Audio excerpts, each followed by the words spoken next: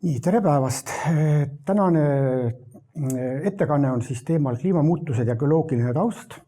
Et see on siis mina nimel on Jüri Vassiljev ja siis Siim Veski ühine ettekanne, et me oleme siis Tallinna Tehnikaülikooli Geoloogia Instituudist. Ja siis see ettekanne peaks nagu andma ülevaate siis kliimamuutustest geoloogi pilguga. Nüüd, kliimamuutused on niisugune kuum teema, et meil meedias tuleb pidevalt teateid nii soojenemisest kui külmenemisest. Et see sõltub lihtsalt aastast, et kui me toome näiteks näite selle aasta, siis jaanuar oli erakordselt külm.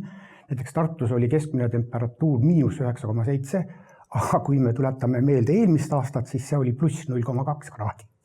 Nii et tähendab, et selles mõttes iga aasta on väga erinev. Ja meedias tendents on see, et suvel räägitakse alati soojenemisest, talvel üldjuhul jahenemisest. Nüüd, mis on siis need märksõnad, mis kõlavad tänapäeval kliimamuutustest? Et kui me võtame näiteks poliitiku, siis need teevad kohe Kliimaministeeriumi. Kui võtame Tallinna Tehnikaülikooli, siis meil arvutatakse välja ülikooli CO2 jalajälg. Samas, kui me läheme siis näiteks Suurbritanniasse, siis Guardianis on olnud väide, et kliimapaanika külvajatest on juba rohkem kahju kui selle teema eirajatest. See on üks tõsine probleem, sest tähendab, et paiguti on see paanika pigem ja sellest on tõesti rohkem kahju kui see, mis tähendab tegelikult peaks nagu käituma. Kui me võtame noored, siis nad on häiritud, et neile ei jäeta elamisväärset maailma. Ja kui me võtame nüüd geoloogi, siis et meie motto on siis, et kes minevikku ei mäleta, elab tulevikuta. Nii, nüüd kui me hakkame kliimamuutustest rääkima, siis me peame aru saama, et kliima on kui avatud süsteem. Et kliima ei võrdu temperatuur, vaid pigem siis on see aine- ja energiavoogude tasakaal. Ja üks oluline on see just nimelt, kas see on tasakaal, kas see on mittelineaarne või mittelineaarne ja mitmesugused tagasisided. Ja siis geoloogi pilguga on väga oluline ka ajaskaalad, et millisel aja vahemikus mingi muutus meil toimub. Ja geoloogias me siis vaatame mitmesuguseid aineringeid, süsinik, lämmastik, fosfor, vesi ja mitmeid muidki ja need on kõik inimseisu koha pealt suhteliselt aeglased need aineringed, aga geoloogias mängivad need väga palju rolli. Nüüd, kliima on minevikus ka muutunud ja kindlasti eksisteerisid aineringed enne inimest. Ja siis siin loengus praegu ongi see, et ma ei proovi panna rõhku faktidele, vaid näitan natuke neid mehhanisme, mis geoloogiast tuleb välja. Et üks siis, millest tuleb juttu, on natuke süsinikuringe jääaegadel, siis millised on ookeani, atmosfääri ja siis biosfääri omavahelised seosed kliimas, siis mitmesugused looduslikud häiringud ja nendest taastumine, kliimamuutused ja aineringed. Ja siis kõige lõpuks ka natukene sellisel teemal nagu inimene kui ainevoogude ümberkujundaja, et kui palju seal on tõtt ja kui palju see on soovmõtlemist. Nüüd, kui me läheme nendesse kliimamuutustesse, et kui suured need reaalselt tegelikkuses on, siin on siis Ameerikast noast, on igal ühel võimalik see ka alla laadida ja tekitada siis kõver, kus on siis see on aastast 1850 kuni tänapäevani ja mis me näeme on nii siis see, et kusagil kuni 1940-ni näete, kogu aeg on kliima olnud keskmisest jahedam. Et see keskmine on küll tähendab siis terve eelmise sajandi keskmine, see on siis 1901 kuni 2000, et siis see muutus on olnud tänapäeval soojem 1,17 kraadi võrreldes siis selle eelmise sajandi keskmisega, et see on siis nii, see 15,07 on siis tänapäeval praegune see number. See ei ole kõige soojem aasta, et kõige soojem on olnud aastal 2014, kus siis see temperatuur on olnud isegi 15,19 kraadi. Ja siin on siis vasakul pool on Celsiuses ja paremal pool Fahrenheitides, nii et kes soovib, mismoodi saab neid näha. Nüüd, nende kliimaandmete puhul või baasil, mitmesuguste andmebaaside baasil tehakse siis mitmesuguseid analüüse. Et siin on üks näide siis päevatemperatuuride anomaalia, vist 1950 kuni siis tänapäev. ja mida sinisem, seda siis jahedam ja mida punasem, siis seda soojem. Ja mis me näeme, on see, et tundub, et siis siin vasakult poolt näete te siis neid kuud, jaanuar, veebruar, nii edasi, et me näeme, et tegelikult see soojenemine ei toimu mitte aasta läbi ühesuguselt, vaid pigem siis just nimelt talve- ja sügiskuud on siin soojemad, kuigi see ei tule siit nii väga hästi välja. Aga kui me nüüd vaatame Eesti samasugust analüüsi Eesti päevatemperatuuride kohta ajavahemikus 1855 kuni 2100, mis on siis tehtud Tartu Ülikooli kliimauuringute keskuse ja selle saate sealt kodulehelt siis alla laadida tegelikult see siit, aga see on siis ühistöös seal koostatud ja mis siin siis torkab silma on see, et me näeme, see on tehtud siis ka prognoosiga aastani 2100 ja me näeme, et järjest soojemaks läheb. Et siin on palju sinist, tähendab, et see on nagu positiivsem, aga siis eelmise sajandi lõpust hakkab järjest soojenema ja me näeme, et see soojenemine toimub kuude kaupa väga erinevalt. Aga üldjuhul tendents näitab seda, et meil tegelikult soojenevad siis talve, kevadkuud, sügiskuud, et suvi võib-olla isegi mitte nii palju. Nüüd, kui me vaatame siis neid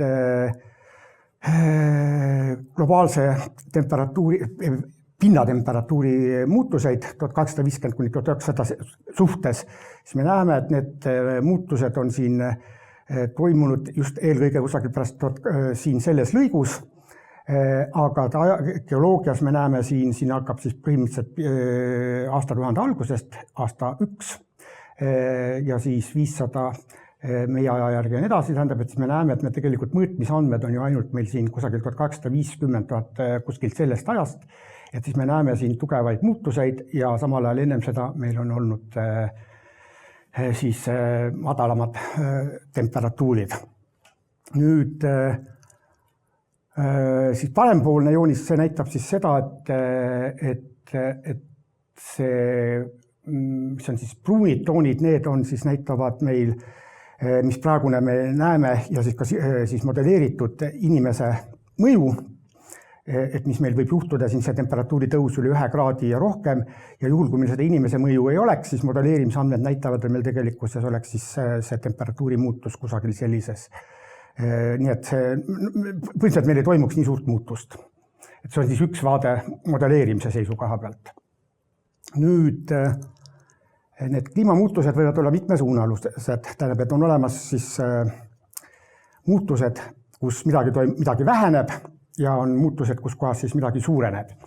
Et näiteks siin suurenemine on meil siis siin vasakul pool, need on siis näiteks sama maapinna temperatuuri tõus erinevates nendes mudelites, siis meil on toimunud siin näiteks veetaseme tõus ookeanis, siis ka niiskus ja mitmesuguste näiteks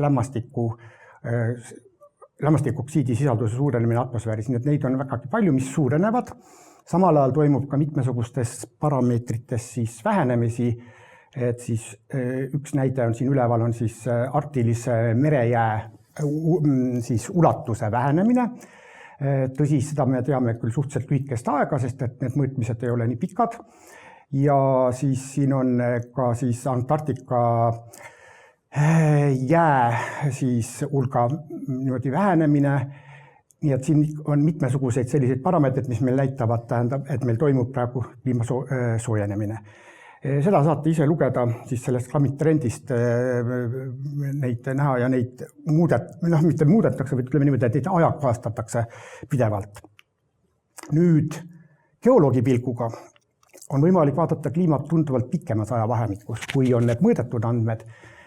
Et siin on siis ära toodud praegu maa kliima viimase 65 miljoni aasta jooksul, et 65 on kusagil siin, tähendab siis meie tänapäev on siis kusagil oleme siin. Et see on siis geoloogias, me kutsume seda siis kainosoikum või siis eesti keeles uus aegkond.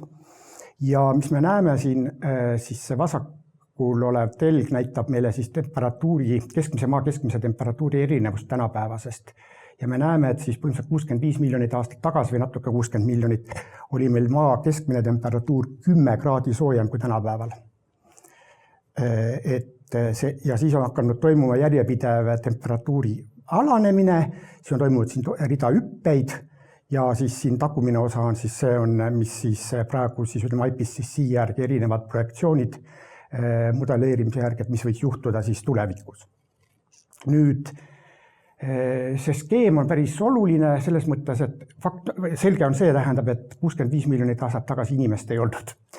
Et need temperatuuri muutused on toimunud kõik looduslike protsessidega, et siin näiteks üks on siis see, et kusagil 55 miljonit aastat tagasi toimus siis India ja Aasia laamade kokkupõrge, see on siis mandrite triiv, mis põhjustas intensiivse mäetekke protsessi ja selle tagajärjel tegelikult atmosfääris süsinikdioksiidi hulk märkimisväärselt vähenes. Nii et üks võimalus on see, et miks see jahenemine siit hakkas pihta, on just nimelt seotud sellega. Siis kuskil samal ajal toimus ka Antarktika ja Lõuna-Ameerika eraldumine, mis tähendab siis seda, et tekkis võimalus Antarktika ümber uue hoovuse tekkeks, mis on siis see tsirkumpolaarne hoovus, külm hoovus ümber Antarktika. Ja kusagil 10–3,5 miljonit aastat tagasi toimus siis Panama sulgumine, Põhja-Ameerika ja Lõuna-Ameerika läksid omavahel ühinesid, mis muutis oluliselt siis atmosfääri ja ookeani tsirkulatsiooni. Nii et see selles mõttes võis süveneda veelgi siis seda jahenemist. Ja siis, kui me tuleme siia edasi, siis hakkasid meil toimuma kiired hüpped, niimoodi jääaegade vaheldumine ja siis jõuame tänapäevani, kus kohas me näeme siis inimtegevust. Geoloogilises mõttes on siis see, et see esimene periood on meil siis jahenemine, siis kogu see ala siiani, et mis on siis tingitud mäetekke protsessist, orogenees.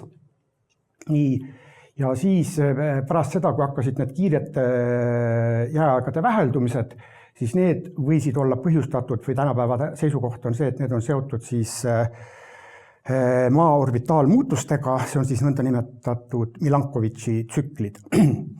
Ja siis pärast seda nüüd me näeme, see skaala ei ole siin lineaarne, selle juhin kohe tähelepanu, ja siis tuleb siia nüüd tänapäevani välja, et siis me näeme, et siit kusagilt hakkab tekkima inimtegevus ja siis on need modelleerimise tulemused. Selle juurde ma tulen loengu lõpus veel korra. Aga nüüd vaatame natuke neid erinevaid aspekte, siis et mis midagi põhjustas. Et kõigepealt siis sama mäetekke või siis orogenees, et see on siis nagu üks niisugune, et võiks küsida, et kas see on siis kliimaleevendus. Et mäetekke käigus, mis siis toimub, on see, et tegelikult eemaldatakse süsinikdioksiidi atmosfäärist. Just nimelt selle tõttu, et süsinikdioksiid reageerib siin veega, tekib meil süsihappe ja siis selle tagajärjel toimub meil kivimite murenemine, kus siis erinevad silikaadid, nagu näiteks kaltsium, magneesium, kantakse ioonidena siis, ütleme, laias laastus ookeani ja siis ookeanis need põhimõtteliselt sadestuvad välja kaltsiumkarbonaadiga lubjakivina.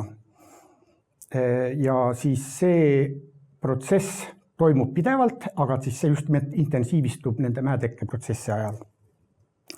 Ja kui me vaatame geoloogilist aega, siin see paremal pool see alumine joonis, et siis me näeme, et tegelikult sõltub, et ütleme, geoloogias on see mõiste, et meil peaks olema tasakaalus süsinikdioksiid atmosfääris, et siis meil muutuseid väga ei näe. Pikas perspektiivis meil tegelikkuses tekib siis see, et kas meil kantakse atmosfäärist süsinikdioksiidi välja, mis on siin sinise värviga, siis tähendab sõltuvalt kui palju protsente, või siis tähendab seda lisatakse atmosfääris on punasega erinevates protsentides ja siis siin on antud, võtame niimoodi, et kui me võtame siin 50%, et kui kaua aega kulub meil sellisel juhul see, et siin tähendab põhimõtteliselt meil viiakse siis kliima tasakaalust välja ja põhimõtteliselt tekib siis jäätumine. Ja siis vastupidi, kui need lähevad siin süsinikdioksiidi kantakse kogu atmosfääri juurde, et siis meil tekib nõnda nimetatud kasvuhoonemaa efekt. Et see on siis geoloogias selline, aga need mäetekke protsessid siis tekkisid just nimelt seesama Himaalaja teke on nagu kõige markantsem. mis siis põhjustas meil süsinikdioksiidi hulga vähenemist.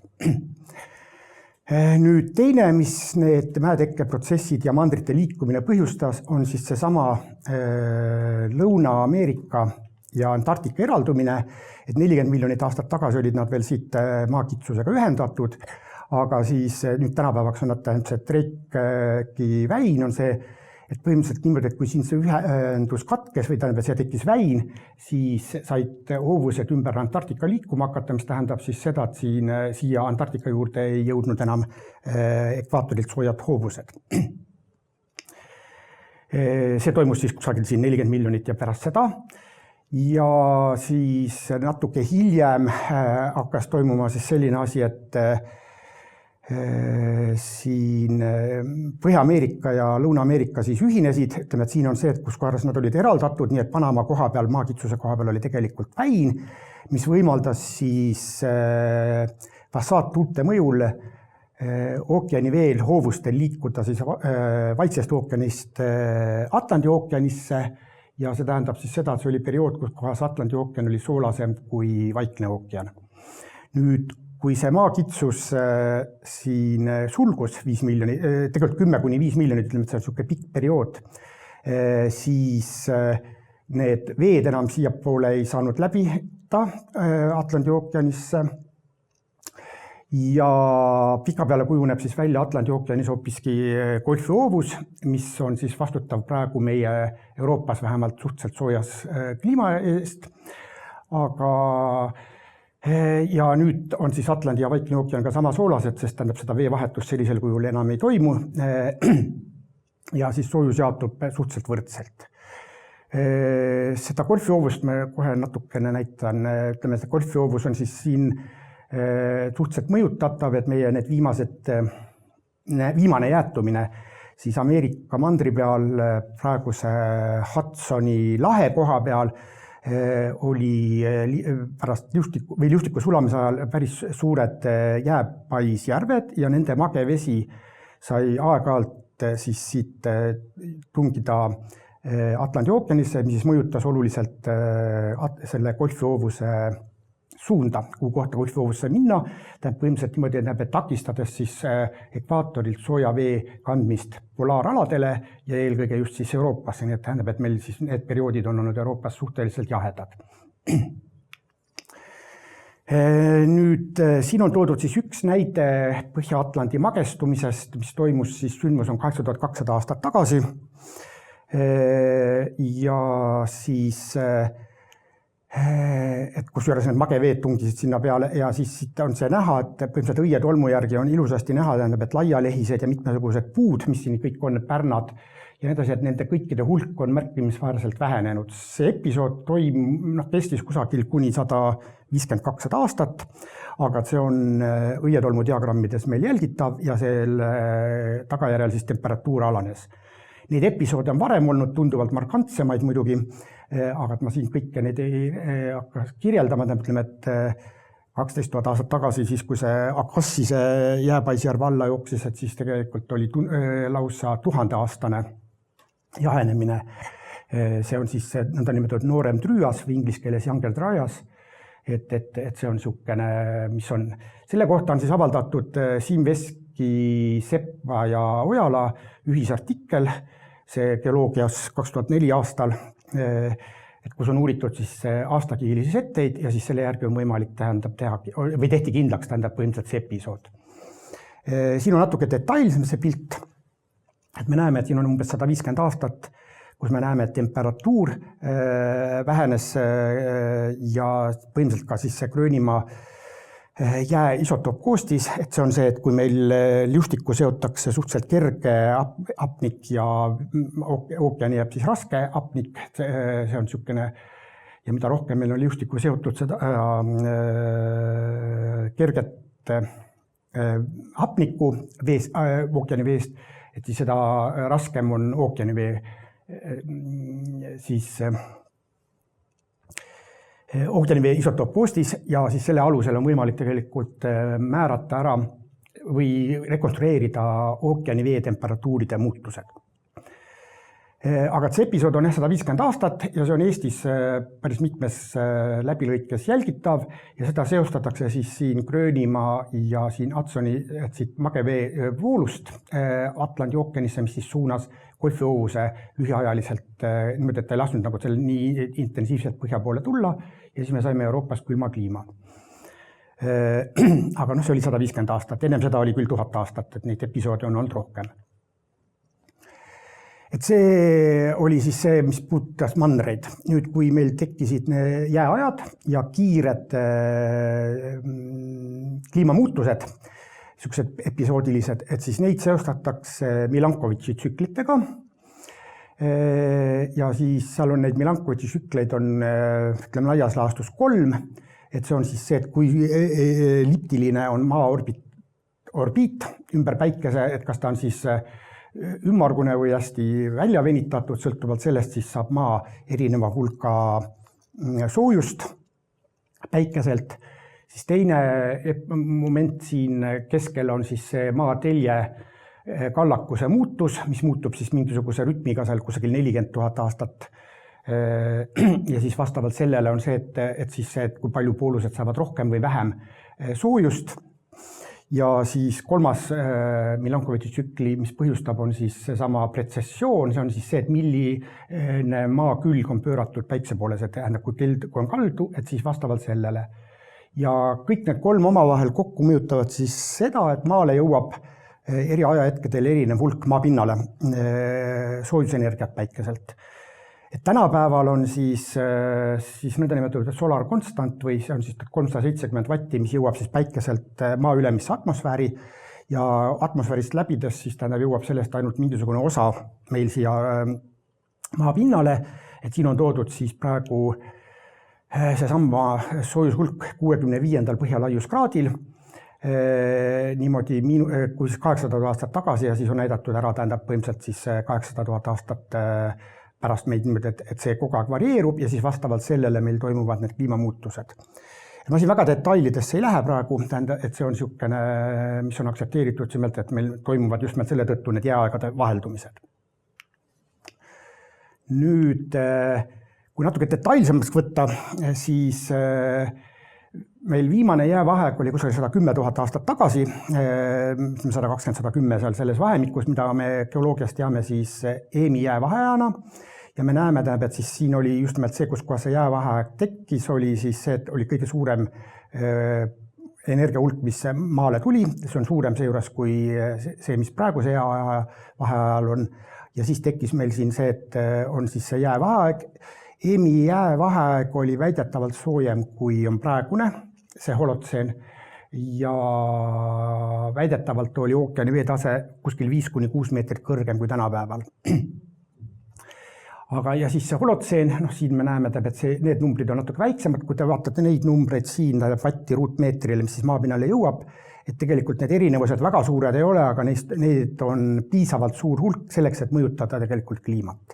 Ja me näeme, et see kõigub niimoodi, aga siis meie praegune jäävaheaeg hakkas pihta siis kusagil suurusjärgus 11 700 aastat tagasi ja on siis praegu olnud kusagil 10 000 aastat. Enamus jäävaheaeg ongi kestnud 10-15 000 aastat, nii et ütleme sellest pilgust võiks nagu saabuda varsti uus jääaeg, aga see ei pruugi nii olla. Nüüd seesama, mis ennem oli see ookeanid, hoovused, et siis golfihoovuse natuke detailsem pilt, et see sama Akassise jääpaisjärv, mis tekkis siis Põhja-Ameerikas oleva liustiku ette, kui liustik sulas, tänapäeva siis Hudsoni lahe ja natuke sellest lõuna pool oleva kohas ja see oli vist oma tipphetkel, ma peast ei mäleta, aga mingi 2 või 3 korda suurem, kui on praegune Balti meri tegelikkuses või Läänemeri, nii et see on, ja siis sellest Akassisest oli mitmeid võimalusi, kuidas sealt vesi sai välja voolata, kas siit põhjalt üle Kanada, siis üle Mississippi või siis põhimõtteliselt siit üle Toronto, tähendab piirkonna sealt siia Gröönimaa ja siis Ameerika vahele, niimoodi näeb, et ja siis sõltuvalt, kuhu see vesi sealt siis alla jooksis, et siis see sai mõjutada üpris oluliselt meil ookeani veetsirkulatsiooni. Ja Euroopas on see golfijoovus selles mõttes väga oluline, et meil on meie aladel on keskmine temperatuur kusagil 5 kraadi soojem, kui meil ei oleks seda golfijoovust. Ja kui keegi on käinud teist Kanadas, siis põhimõtteliselt te lähete Lappimaale või siis Põhja-Norra, siis selle koha peal Kanadas on igikelts. et see on just meil golfijoovuse mõju, nii et see ongi niisugune ja selle tõttu praegu on see, et kui meil toimub Atlandi ookeani magestumine, siis see golfijoovus nõrgeneb. Ja sooja hulk, mis siis ekvaatorilt kantakse siia põhja poole, väheneb, nii et see põhimõtteliselt võib mõjutada meie kliimat üpris olulisel kujul. Nüüd, et see on siis liustike poole pealt. Ja siis, mida tänapäevale tuleme, siis hakkab mängima rolli inimene. Ja üpris oluline nüanss on asja juures siis mineviku maakasutus ja selle tagajärjed. Et see on mingi viimase 20 aasta uuringutel hakanud nagu rohkem selguma, mismoodi see on. Aga siin aastal 2005 avaldas siis William Rudiman sellise artiklikese Scientific American, et how did human first alter global climate, et mismoodi inimesed mõjutasid siis globaalset kliimat. Ja siis ta kas pakkus välja või avastas niimoodi sel ajal, et kusagil 8000 aastat tagasi, see on siis kuskil siin selles alas, hakkas toimuma kas just intensiivne, aga igal juhul atmosfääris süsinikdioksiidi hulga suurenemine. Ja see siis ja siis seda seostatakse sellega, et inimene hakkas põldu harima, võttis metsa maha, nii et see nagu võiks olla inimtegevuse tagajärg. Et siin üleval on siis põhimõtteliselt see süsinikdioksiidi hulgad erinevate nende allikate alusel ja siis siin võimalikud ka veapiirid ja siis all on siin siis Antarktika ja Gröönimaa jää puuraukude alusel saadud siis need erinevused temperatuuris ja edasi, tähendab, et siis põhimõtteliselt on võimalik siis saada, et kuskil 8000 aastat tagasi me näeme, et hakkab toimuma see intensiivne süsinikdioksiidi hulga suurenemine ja mida tänapäevale me tuleme, et siis siin on see eriti intensiivne. Ja siis kuskil 3000 aastat hiljem muutus ka sarnane asi metaaniga, seda siin joonise peal ei ole näha praegu, aga põhimõtteliselt siis need on see, kus kohas on võimalik, et see on inimtekkeline juba mitte praegu, mis me räägime siin siis sellest tööstusrevolutsioonist, vaid tunduvalt varem. Ja siis Rudiman pakkus siis välja, et uus jääaeg oleks võinud alata juba mõni tuhat aastat tagasi. Et see skeem, mis siin paremal pool teile on praegu, on siis see temperatuuri kõver ja põhimõtteliselt on siis see, et kui meil ei oleks olnud seda metsa mahavõtmist, maakasutuse muutmist, siis temperatuur oleks liikunud niimoodi ja siis katkenud joon, mis on, see näitab siis seda pöördepunkti, ütleme nüüd, et kus kohast tähendab, kui see temperatuur alla oleks läinud, siis oleks toimunud meil jäätumine. Aga tänu siis tõenäoliselt inimese tegevusele, põhimõtteliselt see oranž sala tähendab, et siis meil see temperatuur on oluliselt soojem. Ja see on siis kuskil 8000 aastat tagasi, et see on üks hüpotees. Et kui meil ei oleks seda inimtegevust, siis võib-olla meil oleks tegelikult juba jääaeg tagasi. Kas see nüüd vastab, sest tegelikult sellisel juhul oleks jäävaheaeg kestnud ainult mingisugune paar tuhat aastat. Nüüd, milline on siis süsinikdioksiidi mõju atmosfääris kliimale? Et siin on siis kogu see kainosoikum, uus aegkond näidatud ära, et mismoodi meil süsinikdioksiidi hulk on siis muutunud ja siin on siis projektsioonid. Et siis kuskil 60 miljonit aastat tagasi oli süsinikdioksiidi hulk suurusjärgus 3500 part per miljon ja siis ta vähenes seal 650-ni, nii et see on tähendab päris oluline erinevus ja praegu on siis ta kusagil 420 siin selles niimoodi, et me näeme, et tegelikult on see süsinikdioksiid olnud oluliselt suurem atmosfääris ja siis siin on toimunud mingisugused kõikumised, nii et siin põhimõtteliselt on see jääajad ja siis tänapäev suhteliselt sirge ja siis sõltuvalt nüüd, mismoodi meil need kliima, kuidas me suudame ennast kokku võtta maal, et milline produktsioon nendest siis tegelikult tekib. Nüüd, süsinikdioksiid mõjutab üpris oluliselt seda, kuidas taimestik areneb. Et on teada, et taimestik hakkaks välja surema, kui meil see süsinikdioksiidi hulk atmosfääris oleks alla 150 part per miljoni. Ja viimastel jääaegadel on see olnud siis kusagil 180. Nii et tähendab, et see on natukene kõrgem olnud kui see 150. Ja siis siin on toodud näide, tähendab, et erinevad need siis soojauba, müürlokk ja nii edasi erinevad taimed käituvad natuke erinevalt, nii et mõningatel tegelikult, kui süsinikdioksiidi hulk väga suureks läheb, siis need pärsib nende kasvu, mõningatele mõjub see soodsamalt, nii et tähendab, siin on väga erinev, et taimed käituvad natuke erinevalt. Aga see fakt on see, tähendab, et meil nii vähe ei ole olnud praegu kui 150, et muidu oleks taimede väljasuremine tunduvalt intensiivsem olnud. Nüüd mineviku sellest maakasutusest või selle muutustest on siis tingitud süsiniku vabanemine atmosfääri ja siin on siis ära toodud see, et kus kohas punane on see, kus kohas siis mullast viiakse süsinik atmosfääri protsentide või ja siis sinine on see, kus kohas seotakse. Kui te pilti vaatate, siis me näeme, et tegelikkusest maakasutuse tagajärjel me pidevalt suurendame või on suurenenud siis süsinikdioksiidi hulga kanne atmosfääri, et need siniseid alasid on siin väga vähe tegelikkuses. Ja nüüd, kui võrrelda, siis tähendab, et meil on praegune nagu põhiline probleem olnud küll, et vähendada fossiilseid kütuseid, millest me saame kusagil 385 gigatonni seda süsinikku atmosfääri paiskame, siis me näeme, et tegelikult mineviku maakasutusest on need natukene väiksemad, aga suhteliselt samasuguses suurusjärgus numbrid, 200 kuni 300, osa autorite puhul isegi kuni 500, nii et need tegelikkuses on täiesti võrreldavad. Et me nagu rõhume siia fossiilsetele kütustele, aga on võimalus, et põhimõtteliselt ka see sama maakasutus on üpris oluliselt mõjutanud seda. See skeem siin on vist aastast kuni 4000 enne Kristust kuni siis tähendab 1998 on need arvutatud välja mudelitega. Ja siis need positiivsed näitavad siis, kuidas atmosfääri tuleb järjest juurde, mille sellest pinnasest, mis alati on teada ja sinised on siin Austraalias ja mõningad Siberi alad on, kus kohas tegelikkuses siis seotakse süsinikdioksiidi. Nüüd selliseid rekonstruktsioone, kuidas maakate muutunud, on siin mõned näited Eesti näitel, Ähijärv, Karulast, Lõuna-Eestist. Et kui me uurime õietolmu, siin on siis viimased 10 000 aastat, 8000 enne Kristust ja siis 2000 tänapäeval.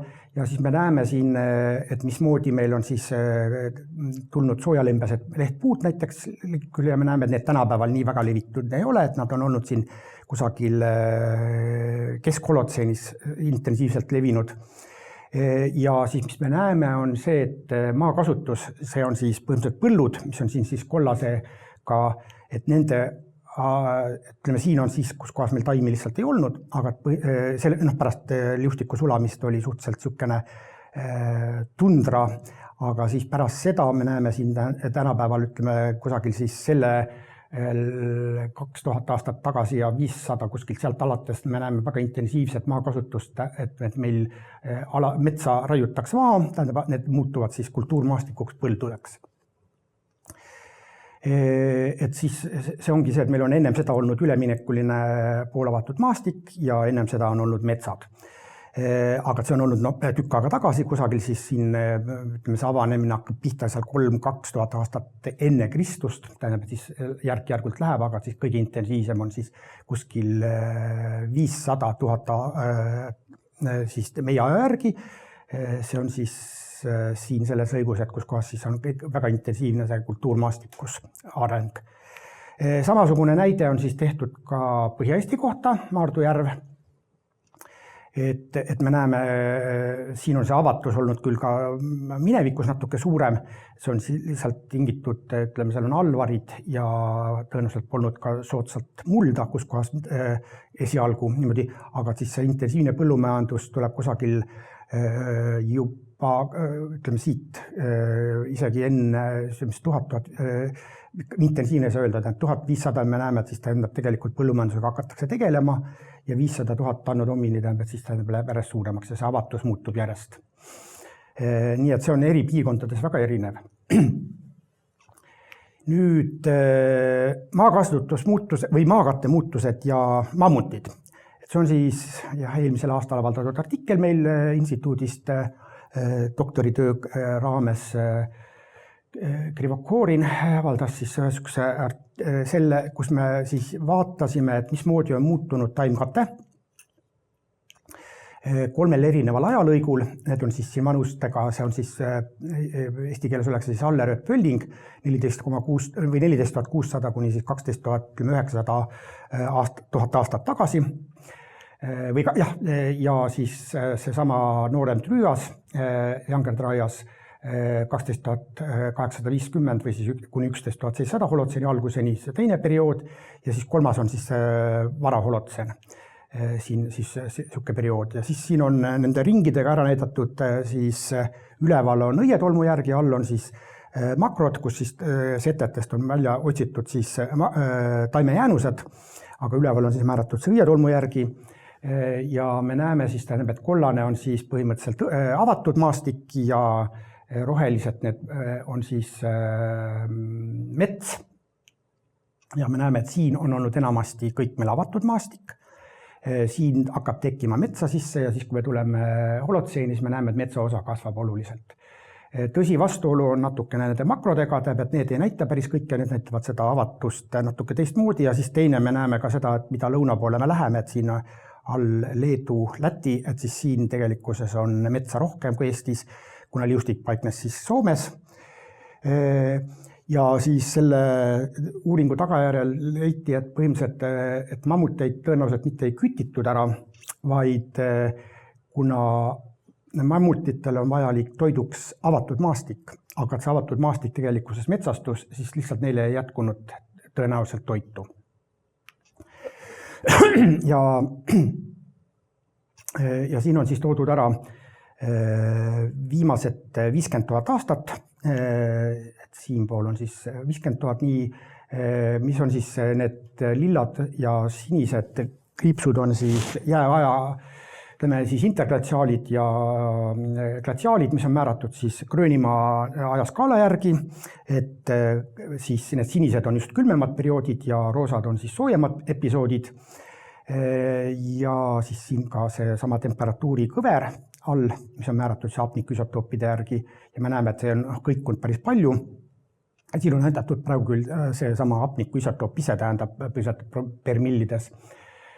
Ja mis me näeme, et tegelikult meil on nagu arusaam, et Eesti oli kaetud 100 000 aastat kõik liustikuga, aga see päriselt nii ei vasta tõele, tähendab, et tõenäoliselt meil need liustikud tulid peale uuesti kuskil 30 000 aastat tagasi, mingi 10 000 aastat olid meie alad siis liustiku all, sest et isegi Põhja-Soomes on siin mingid 40-50 000 aastat tagasi võimalik leida mammuteid, jäänuseid.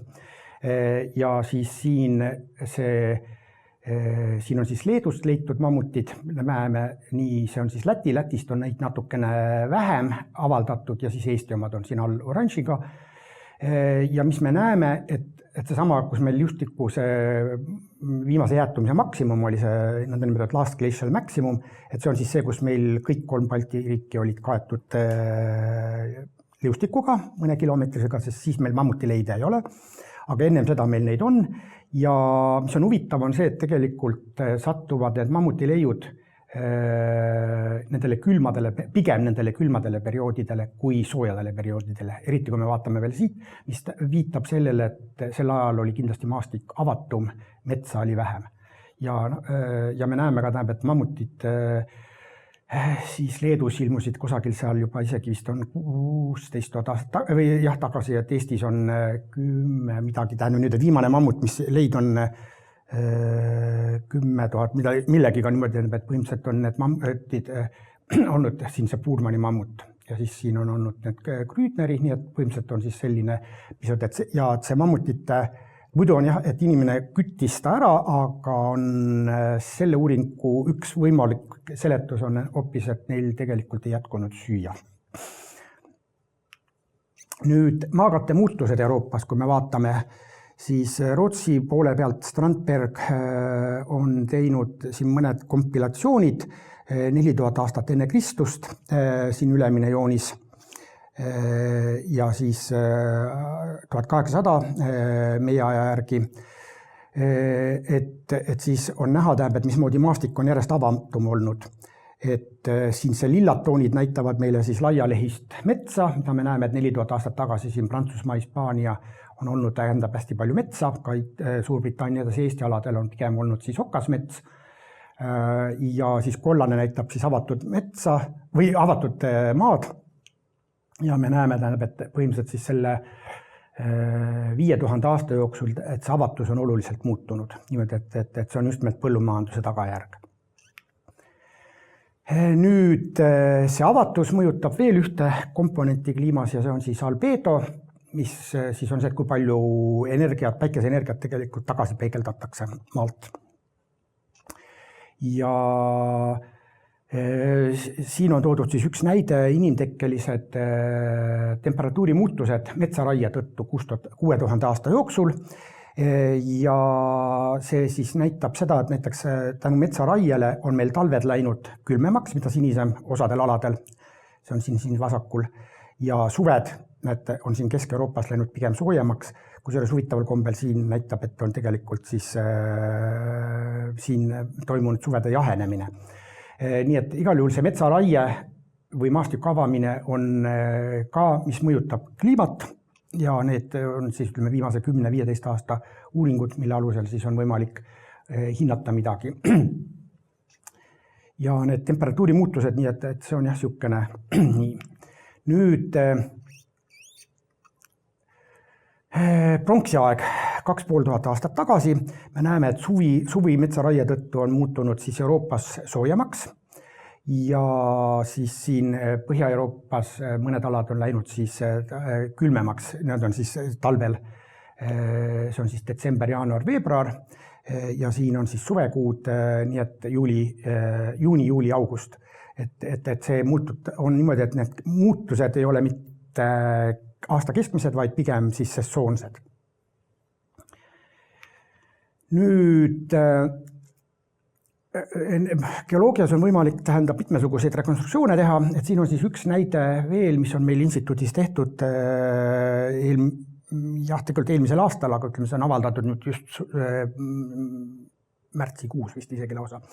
Et Bakumenko ja suure töörühma poole pealt, mis käsitles siis Nakri järve Lõuna-Eestist Sangaste lähedalt, kus on siis uuritud temperatuuri muutuseid ja siis kontinentaalsust, kasutades siis nii õietolmu kui surusääskesid ja sealt tuli välja siis, et need õietolm ja surusääsed annavad meil need rekonstruktsioonides erinevad väärtused, mis viitab siis sellele siin need sõltuvad veel ka, millist andmebaasi kasutada, on siis need surusääsed rohelisega siin ja sinisega temperatuurid. Me näeme, et minevikus on olnud oluliselt külmem ja siis tähendab on siin kõikumine ja see õietolmu järgi on, siis te näete, et on natuke erinev need muutused ja siis ta arvutas välja siis põhimõtteliselt kontinentaalsus, mis on siis aastane temperatuuride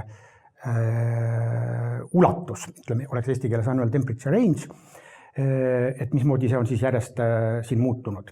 Et see on niisugune, et meil on muutunud siis see asi kliimas oluliselt, aga siin see näitab vägagi seda, et tulemused sõltuvad kasutatavast andmebaasidest ja ka sellest, milliseid siis proksisid või ütleme siis, milliseid neid setetes olevaid andmeallikaid me kasutame, et kas me kasutame õietolmu, surusääskesid või siis mingisuguseid isotoope. Et siis sõltuvalt me saame erinevad tulemused või siuksed. Nüüd tänapäeval on üpris oluline siis aru saada, et kliima on muutunud ja üpris oluline on siis nõnda nimetatud süsteemi murdepunktid, inglise keeles siis tipping points ja ma siin detailidesse ei lähe, aga need näitavad praegu niimoodi, et kui meil see kliima soojenemine jätkub, siis meil on nagu ettekujutus, et siis see toimub igal pool ühesuguselt. Aga siin on näha, et sõltuvalt, mis piirkond on, me näeme tähendab, et kas meil toimub liustike sulamine või siis ka iigeltsa sulamine siin põhjaaladel, siis meil võivad toimuda muutused taimestikus, need rohelised alad, ja siis võivad toimuda ka atmosfääri tsirkulatsiooni muutused, need on siis need oranžialad, nii et see sõltub tegelikkuses täpselt sellest, et mis ala on, et meil need kliimamuutused tegelikult mõjuvad eri piirkondades erinevalt. Ja need pöördepunktid, et need on päris olulised, tänapäeval uuritakse neid just selle põlkuga, et siis see on see, et kui me ületame mingi pöördepunkti, siis väga sageli võib juhtuda, tähendab, et see muutus on pöördumatu. Et lihtsalt sõltub, see on see tänapäeval, tähendab, et kas hoida tagasi, et millise selle temperatuuri tõusu me suudame säilitada, tähendab, et selle üle millegi ei lähe, sest vastasel juhul lihtsalt tähendab põhimõtteliselt, kui see pöördepunkt ületatakse, siis need muutused on pöördumatud. Ja et siis tekib meil see kas kasvuhoonemaa, aga kui me sinnani ei jõua, siis on võimalik, et meil tegelikkuses seda kasvuhoone efekti ei teki, tähendab, et me suudame selle lihtsalt ületada.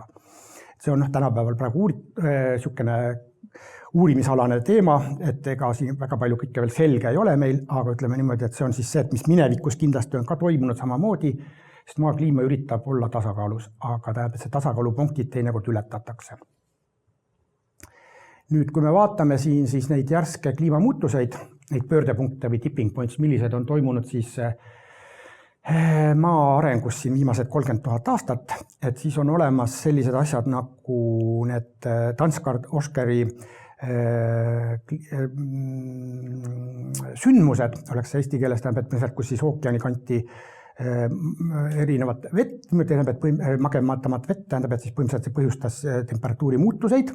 Neid on siin teada päris palju minevikust, siis kui me nüüd tänapäevale lähemale tuleme, siis 14 000 aastat tagasi on teada siis see Bölling-Alleröd, üks soojenemine, mis siis kestis kuskil suurusjärgus 14 kuni 12 800 aastat. Siis toimus meil siin, seda ei ole isegi näidatud, praegu aga see jahenemine, mis on siis noorem Trüas, Younger Dryas, ja siis holotseeni algus. Et see on siis põhimõtteliselt see, kus kohas meil toimus temperatuuri tõus ja siis need liustikud hakkasid järjepidevalt sulama. Nii et see on siis selline holotseeni tekke 11 700 aastat tagasi. Kuhugi sinna perioodi langeb siis ka Musta mere nõndanimetatud üleujutus. See on tegelikult siis see, et kuna ookeani veetase tõusis, siis põhimõtteliselt kõigepealt Atlandi ookeanist sai vesi mingil hetkel ühenduse üle Gibraltari väina Vahemerega ja siis, kui Vahemere tase ka juba piisavalt tõusis, siis sealt üle sai vesi tungida ka siis Musta merre. Siis see sama külm episood, mis meil siin oli ka enne ütluse 8200 sündmus, kus siis Põhja-Ameerikast mageveed muutsid lühiajaliselt golfiõuvust või mõjutasid golfiõuvust. Ja mis on muidugi huvitav, on see, et siis pärast seda, sellel perioodil on siis teada ka see Aafrika niiske periood. See on siis see, kus Põhja-Aafrikas, kus meil praegu tänapäeval on need kõrbed, seal eksisteerisid suured järved. Seesama näiteks Tšaadi järv, mis praegu on ülipisikene, see oli tunduvalt suurem kui Balti või Läänemeri sel ajal, aga need siis kuivasid suhteliselt kiirelt kokku, sest seal oli see Megatšaad ja seal oli veel rida niimoodi, et see oli põhimõtteliselt oli stepiala see sel ajal, et see ei olnud kõrb, aga siis järjest kliima soojenedes see kõrbestus. Et seal võib olla natuke osaliselt süüdi ka inimene, aga mitte igal pool. Ja siis praegune muutus niimoodi, et need tipping pointid on selles mõttes tänapäeval, et me veel kõike neist ei tea. Ja siis tuleviku seisukoha pealt on siis päris oluline vaadata siis, mida teeb siis IPCC, see on siis CO2 ekvivalentsed kontsentratsioonid tulevikuks, siin on antud siis praegu 4 erinevat stsenaariumit, need siis näitavad põhimõtteliselt süsinikdioksiidi ekvivalentset energia hulka 8,5 vatti suurem kui tänapäeval, kui 1870 enne tööstusrevolutsiooni, peaks olema vist niimoodi. Et meil praegu eesmärk oli siis kas see 2,6, aga tundub, et see tegelikult ületatakse nende järgi, et siis põhimõtteliselt on siis see süsinikdioksiidi hulk atmosfääris erinev. Et need erinevad stsenaariumid, et mida see nüüd geoloogiliselt tähendab, et ma siin detailidesse lähe, sest neid numbreid on väga erinevalt, aga siis lihtsalt paar näidet. et mida see või kuidas see mõjutab siis näiteks globaalset ookeanite veetaset. Et siin on toodud 2 näidet, see sinine on siis seesama stsenaarium 2,6 ja siis see kõige ekstreemsem 8,5, mis on, kui keegi seda IPCC-t loeb, siis seal on kirjas, et see on very unlikely, et seda tegelikult tavaliselt ütleme nüüd, et on võimalik, aga seda eriti ei usuta, et see juhtub. Aga isegi see, kui me vaatame seda sama very unlikely, et siis selle sajandi lõpuks oleks meil ookeani veetaseme tõus 84 sentimeetrit. Seal muidugi see määramatus on päris suur, et ütleme, ülemine on siis kusagil 110 sentimeetrit, nii et tähendab, me näeme, et see on niisugune muutus. Nüüd see 2,6, mida meil siin nagu tahaks, et säilitaks selle, siis selle ajal on siis kuskil 43 sentimeetrit keskmine see muutus, aga näete, et see määramatus on ka päris suur võrreldes siis tänapäevasega. Et siin on siis mõõteandmed ja need on siis projitseeritud. Et temperatuuril ta mõjub ka, et me ei käitu kahjuks küll selle järgi, tähendab, et kuna me näeme, et veetase tõuseb, aga kõik ehitavad mere äärde, maja tähendab suhteliselt äärde olimata, tähendab, et kuskil tuleb pool meetrit võib-olla vett juurde vajadi lõpuks ja siis on sunnitud selleks võtma mingeid kaitsemeetmeid. Aga see on nüüd niimoodi, et kui me võrdleme geoloogilises aspektis, isegi neid IPCC projektsioone, siis siin on toodud tulevik võrreldes minevikuga, et see on see joonis alguses, mis oli ka, et see on siis kogu see Kainosoikon uus aegkond, 65 miljonit kuni siis tänapäevali ja siis siin on ära näidatud, kui palju oli siis keskmine temperatuur. Siin me näeme, et need on siis need punasega, siin järjest on see vähenenud. Siis meil on siis see periood, kus kohas meil olid jäätumised, neid on päris palju, näete, need niisugused suhteliselt pigem keskmised temperatuurid on miinustes ja siis see on see, kus me praegu tänapäeval oleme siin, kuni 2100 ja siis siin on need projektsioonid. Ja mis nüüd siis on näha, on see, et kui me tahaksime saavutada seda sama 2,6 seda stsenaariumit, et siis need temperatuurid jääksid kusagile siia, mis olid suurusjärgus 10 miljonit aastat tagasi. Kui meil lähevad need kõige ekstreemsemad, siin ei olegi kõige ekstreem, 4,5, 8,5, 4,5 on see oranž, et see läheks kusagile siis siia 30-20 miljoni juurde, aastad tagasi olid meil sellised temperatuurid ja see kõige ekstreemsem 8,5, et see siis vastaks põhimõtteliselt uusaegkonna algusele või siis on see paleotseeni, eotseeni piiril on need temperatuuridele. Et see on siis selline geoloogia pilguga, põhimõtteliselt need projektsioonid on täiesti võrreldavad sellega ja need muutused on toimunud väga pika aja jooksul muidugi geoloogias. Nüüd tulevik.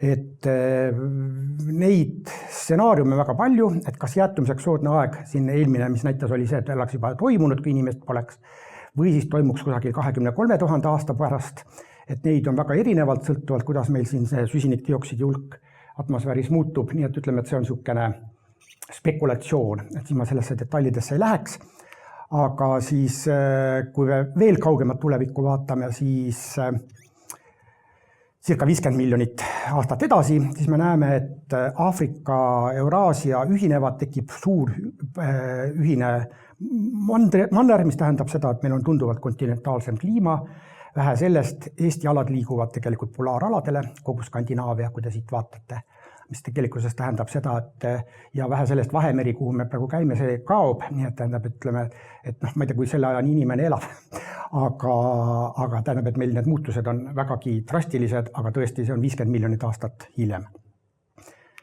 Nii, sellega oleks kõik.